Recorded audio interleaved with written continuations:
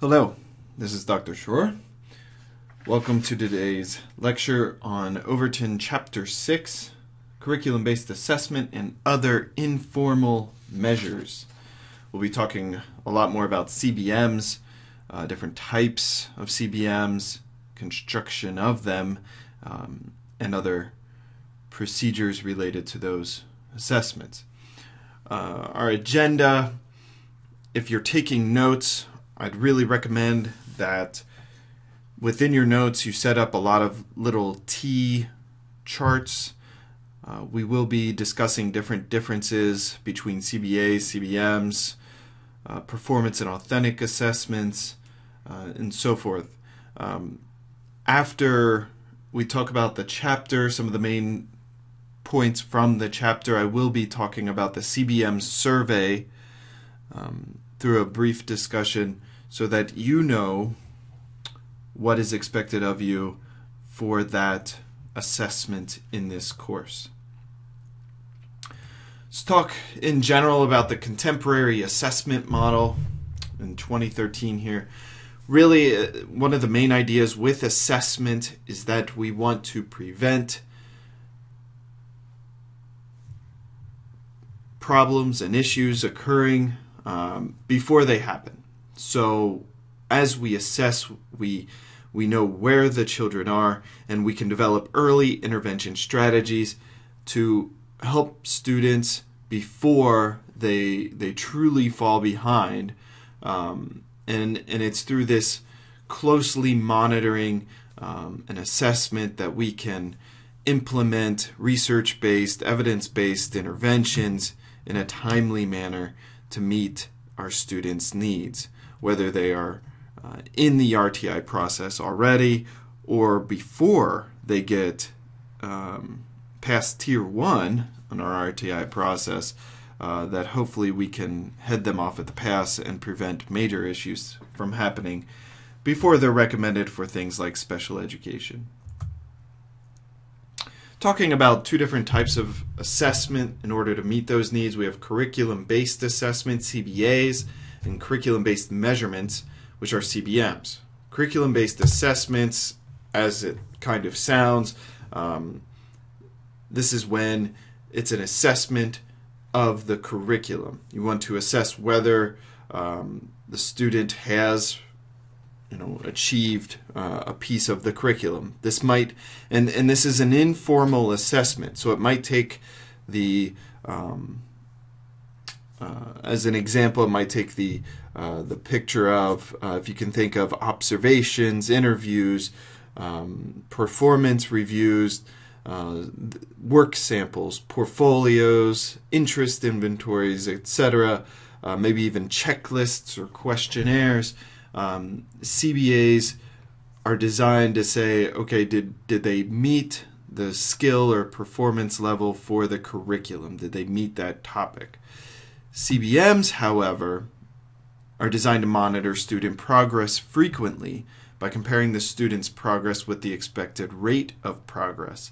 So with the CBM, we're looking at an achievement goal that the student should have for the entire year, and that we are actually monitoring their progress to make sure that they are making adequate progress through this assessment in order for you as the teacher to make adjustments as necessary.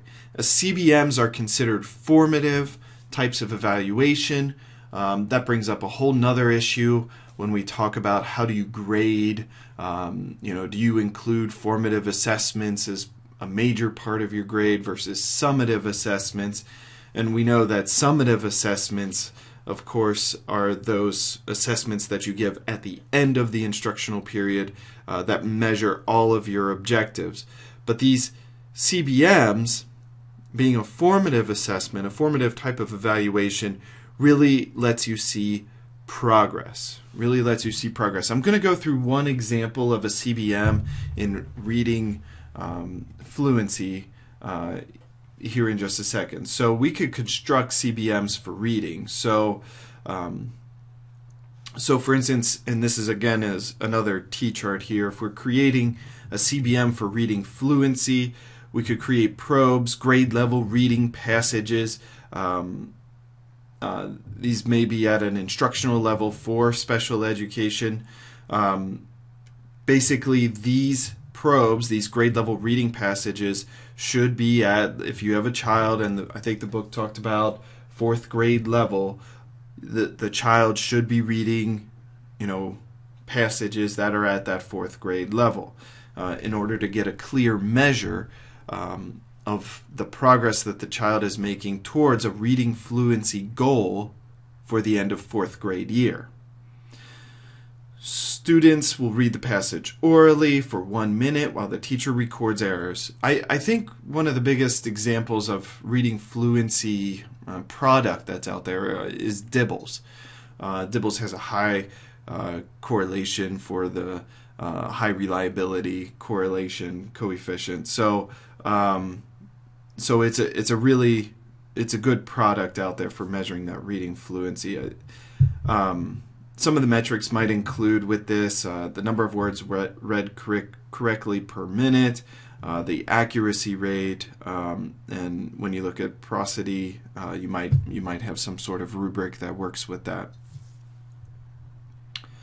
So again, if we're looking at reading fluency, a CBM, we'd look at if a student has to read 120 words per minute by the end of 4th grade, that they're making adequate progress toward that 120 words per minute goal.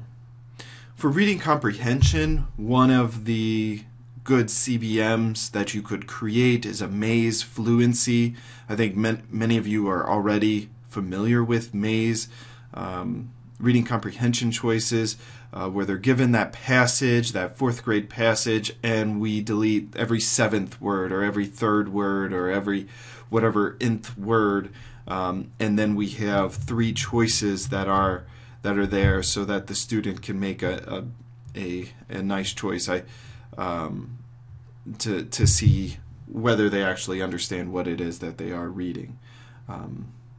One thing I do want to mention is that maze reading comprehension ideas, working with students on these doesn't actually, there's not a really high correlation between working on maze reading comprehension activities and achievement.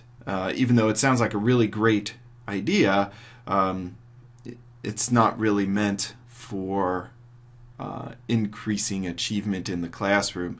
It's really meant as an assessment of student progress for reading comprehension, and you can work on different ways for the student to comprehend material, and that's a whole different ball of wax. One way we can look at developing those goals for students is examining a chart like this one, where we would look at recommended weekly growth in reading, and this is words. So this is a realistic growth rate per week in 4th grade would be 0.85 words, and so an ambitious goal would be 1.1. So this actually can help you in determining what is the goal for this specific child. You find out where the child is based on your baseline, and we'll talk about that, and then you plot this out, you multiply this out and determine your goal for the child. So let's look at this. So to determine that baseline, the student reads 3 passages orally. The median score for those passages is your baseline. Median score, not the mean score. Your median score is your baseline mark. You establish the goal based upon that chart that we just looked at. There are some charts that have not growth charts. What we just looked at was a growth chart.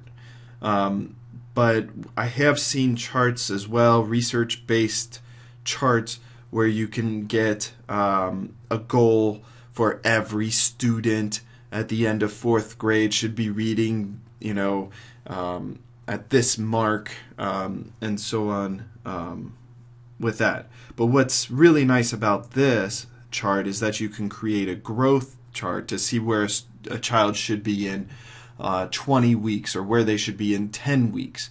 And you can really say we could set a short-term goal like a 10-week goal, or we could set a 20-week goal, and you could use a chart like this to multiply it out. So again, we established our baseline. We're going to work with a growth chart like this to establish a goal and then be able to plot an aim line. So how do we do that? Well, the example from the book here, I'll take this example and we'll work through that. As the second grade student, their baseline was 55, so they read 3 passages that were second grade passages. The child was at a baseline. Their median score on the 3 passages, which is for reading fluency, it's 1 minute, giving them 1 minute to read those passages. They got through a median score at 55. When we looked at the chart, they should increase at 1.5 words reading fluency per week. There are 25 weeks of school left, so let's multiply it out. So 25 weeks of school times the weekly increase rate gives us 38 words. The child should increase by 38 words if we're doing a good intervention, if we're doing good reading strategies for increasing reading fluency, and assessing the child during this time once or twice a week is recommended by our book here. And so if we multiply that out and then add those 38 words to the 55 on the baseline, our aim, our goal is 93. So if you were to chart this out, you'd start at 55, you put your goal at 93, and then you draw your aim line. And that's the rate that the child should progress.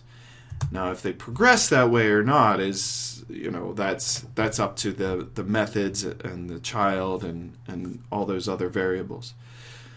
What's great about this, though, is that we can really see that if the student falls below the aim line on 3 to 4 consecutive measures, we know that we need to adjust our instruction. If you can imagine that this is a 3 to 4 week time period, if we only assess the child once a week for reading fluency, if we do that and we see that they're below that aim line for 3 to 4 weeks, over a 3 to 4 week time period, then we know we can adjust our instruction. I mean, even though that this is really for, determining student progress and maybe specifically for special education, I mean, this type of assessment and measurement should be done really for every child if we're very serious about making sure that we're progress monitoring every single child and making sure that they are learning the things that they are supposed to be learning. So, especially in reading fluency here. The trend line, difference between a trend line and an aim line, is that this trend line can provide our current average performance within a small time frame. And your book had some really interesting little graphs and charts and talked about Tukey and all these things. And you can do that. You can section off your chart into 3 sections and develop your trend line within those sections to see how the child responded to instruction. The book goes into several other areas in which you can measure progress and develop these CBMs under reading comprehension. We talked a little bit about that with the maze, the spelling, math. There are many, many online resources. I'll provide this PowerPoint for you so that you can check these out. Really, a lot of the CBMs that are currently being used in schools, like Dibbles, for instance, they're going to have charts that you're going to be able to print up for every single child, and over the weeks that you're looking at the progress for the child. So some of these websites might be a little outdated, but and especially if your school district that you're in doesn't have access to some of the high-tech progress monitoring resources that are out there, it is good to know that you could find those on your own. You can create these measures on your own, and you can monitor the progress of these children on your own. I think it's a great skill to have, or at least to be able to know how to do as we get into this world of technology. Sometimes we forget what's behind some of the technology. Let's move on and talk about criterion referenced assessments. Criterion referenced assessments, or CRAs, compare the performance of a student to a given criterion. So this is an objective in your curriculum, an IEP criteria, publisher-based criteria, which are usually based upon other standards, national and state standards. These can also be teacher-made. What I've done in the PowerPoint is I've given you a link to the Brigance CRA assessments. I really do recommend that you go and you watch their tutorial. I was going to embed it in here, but I thought, I talk too much as it is. So I think you can take a look at that, and I really do recommend that you go and you surf around their website a little bit and see the kind of ideas and options that this company offers. And I know a lot of people use this in schools, so it's a pretty normal system to be using. CRAs allow for adaptation of standardized norm reference instructions, represent criterion reference testing. Okay, so what does all this mean? So criterion reference assessments basically are, you start with your standards and objectives, and you create these tests or assessments based upon the standards. This is something we've always done, that kind of thing, but it really gives us that measure of, is the child, performing on the given criteria. Talk a little bit about teacher-made CRAs. This is a really interesting topic to me because I think, even myself, I've been so guilty of creating horrible tests in my life. And so, any assessment course always goes back. I think a good assessment course goes back and reminds us that when we start with our objectives, maybe it's a scope and sequence chart. I know a lot of the charts related to are being created related to state standards and objectives when those were around, and now as we have Common Core pushing our way, we can see those types of things happening as well. I look at argumentation, for example, and I'm creating a scope and sequence chart for grades K through 12 so that we can see the development of argumentation from kindergarten level to grade 12. But we always use these. We use these ideas as a baseline. And then we think about how can we assess the child on these objectives, right?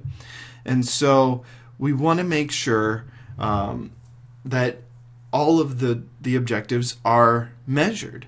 I know I've created tests in the past where I had one of my objectives was vocabulary related to the restaurant, for example. I taught foreign language, and so I would have 15 to 20 vocabulary items related to the restaurant.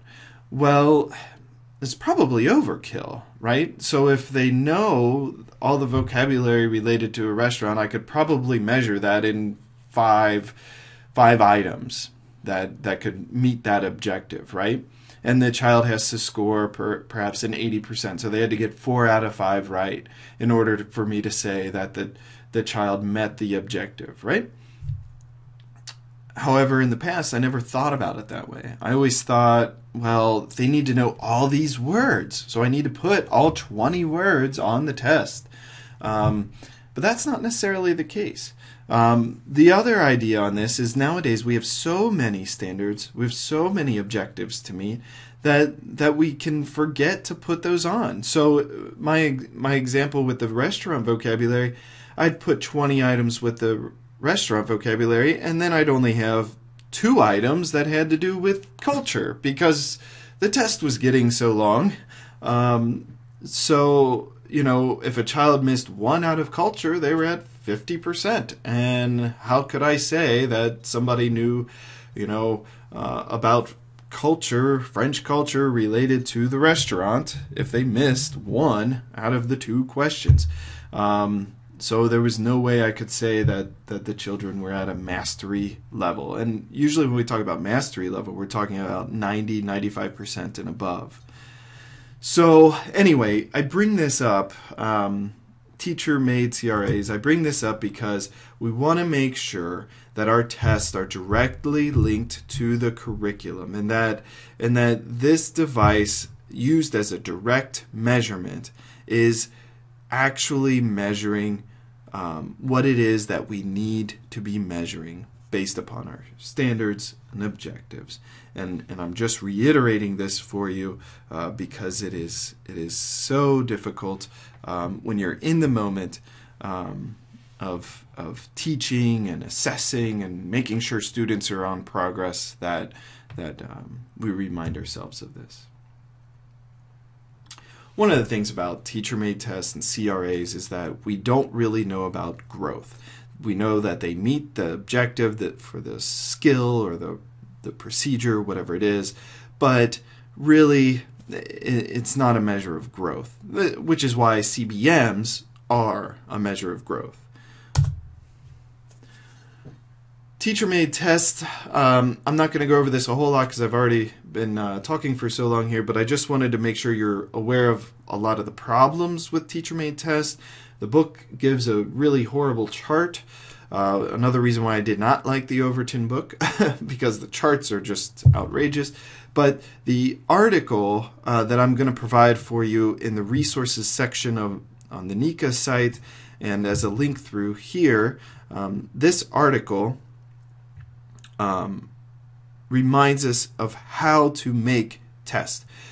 Things like not using always and never in our true-false questions. Things like provide more options, like if we're doing matching, you limit it, especially for students with special needs, you limit it to, 5 items on the left, 5 vocabulary terms on the left that you want to match to 6 definitions on the right, so that you have more options on the right for your matching than you have vocabulary terms on the left. This way, students can't use process of elimination to get an answer. Things like this, and I really recommend that you go through the article. It's a really easy read. It's about 5-10 minutes, and I know many of you are very busy, but it is a great reminder on how to create tests.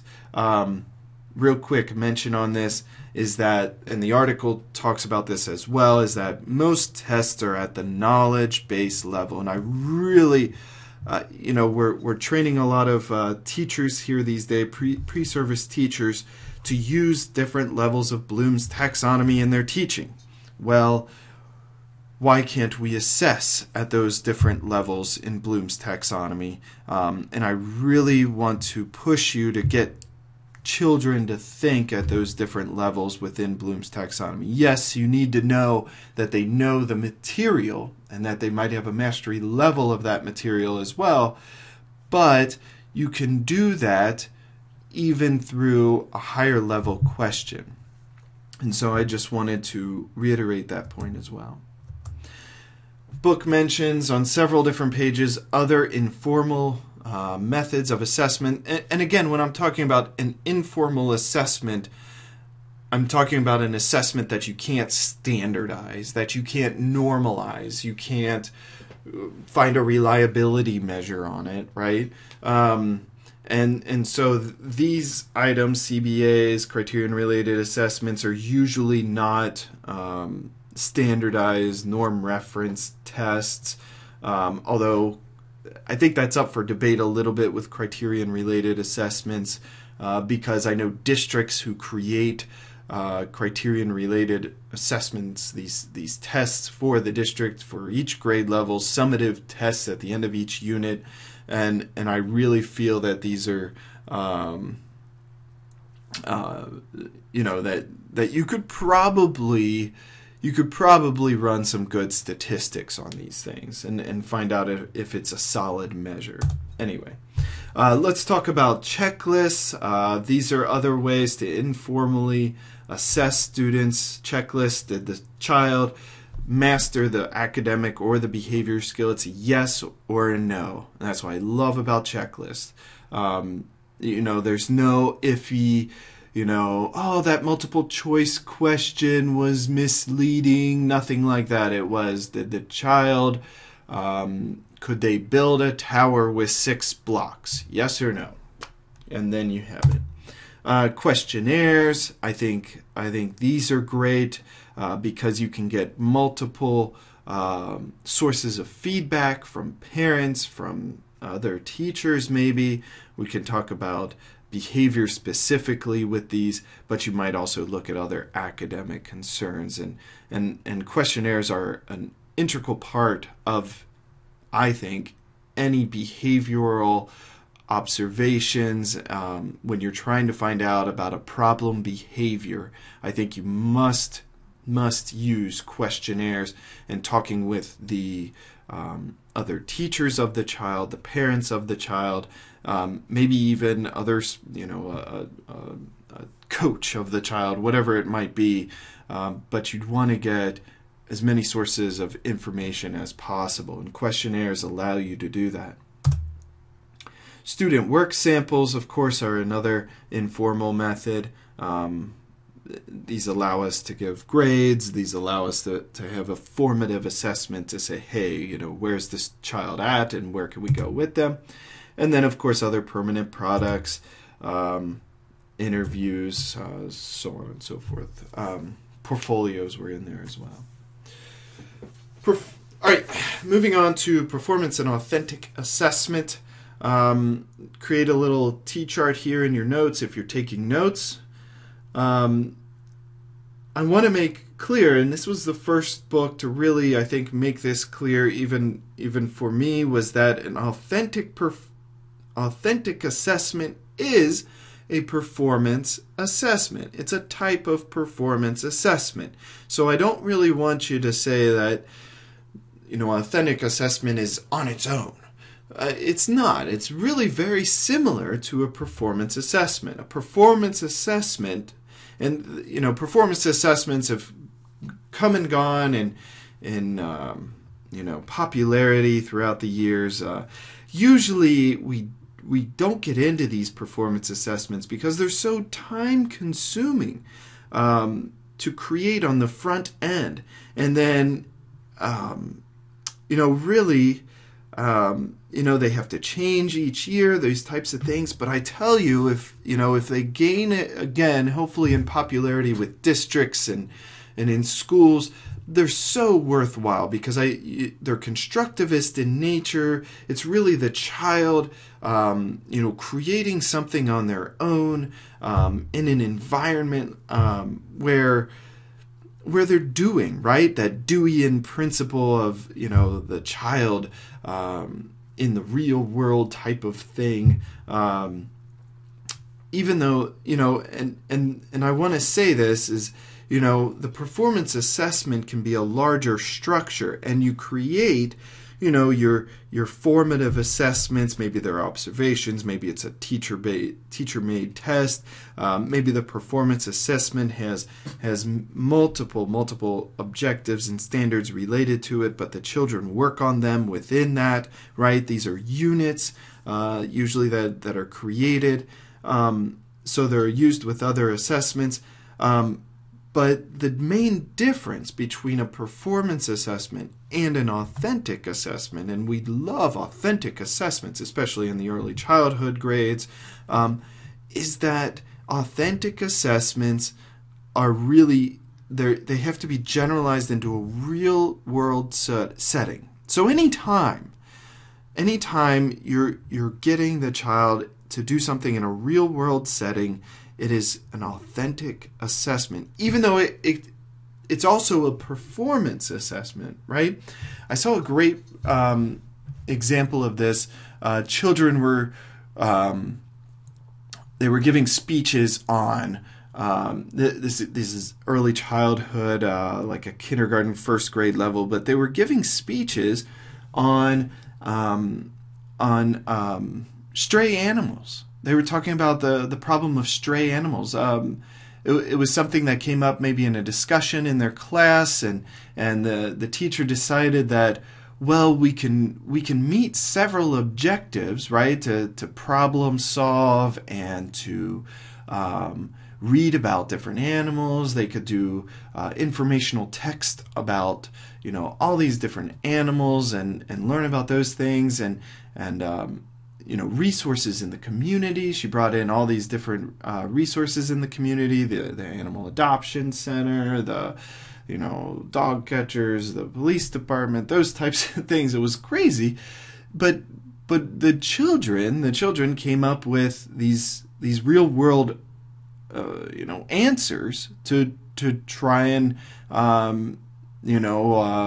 alleviate the stray animal population and the problem that they had in their community. So anyway, authentic and performance as that idea. I was trying to come up with an example of a performance assessment that was not authentic, and I'm sure you could. But if it didn't have a real world application into their specific area of things, maybe it was made up about the moon or something of that nature. We've all seen those problems about if you're on the moon, you don't have gravity, and how can you make a space station or something like that, right? So anyway, that's the idea with performance and authentic assessments. Constructivist ideas, real-world application for the authentic assessment. And that's, in a nutshell, that's the chapter. I want to talk quickly about the CBM survey. I'm going to open up the idea here, the rubric. The main goal of this survey, so what's going to happen is, for this week, what's due on January 4th, this week, is that you're going to try to create a survey in a social constructivist manner with two other members on a team, and I have that linked on the NICA site, what your team is. And your goal is to come up with propositions, questions, not questions, but a survey, right? Your goal is to come up with 10 to 20 positively worded one proposition statements related to the content from this chapter, related to CBMs. So I want you to imagine that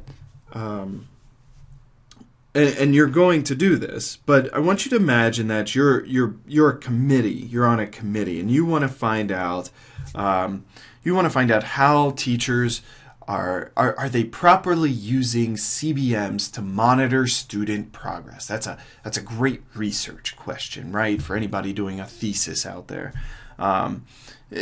So what you're going to do is you're going to create this survey, and it has to do with all of the research that from our book chapter, from anything that you read on the Brigance website, or things that you've seen done in research on what teachers should know about CBMs and how they should be using CBMs. The construction of CBMs perhaps can be in there. It should be in there as well. And so you want to find out if teachers are actually doing this. So you're going to create statements. Here's an example statement here. I use CBMs to make database decisions about my curriculum. This statement was taken almost directly from the chapter, and so it's a one proposition statement, right? They use CBMs to make decisions, database decisions about their curriculum. And the teacher should strongly disagree to strongly agree, and hopefully they all strongly agree, right? And if they don't, then we can talk about that, right? But you're going to do this. You're going to create this survey this week. You're going to socially construct all these statements with your team. You read through this rubric here and the instructions, and then after you've pared it down to about 20 statements, no more than 20 statements, and I'm cool with 15, but no more than 20 statements. Heck, you could even do 10 if you can really narrow it down. But I want you to create a Google form with those statements, and that's what you turn in. And I've created a link, and I think it's very clear. You're gonna turn in your Google Doc that you're using with your team, with all the statements, the 25 to 50 total statements. I want to see that everybody contributes. That's my way of making sure everyone contributes to the team, your statements. And then your link to your Google form. So you're going to turn in 2 links. You're going to just copy paste them. Everybody in the group, everybody in the class is going to turn in 2 links.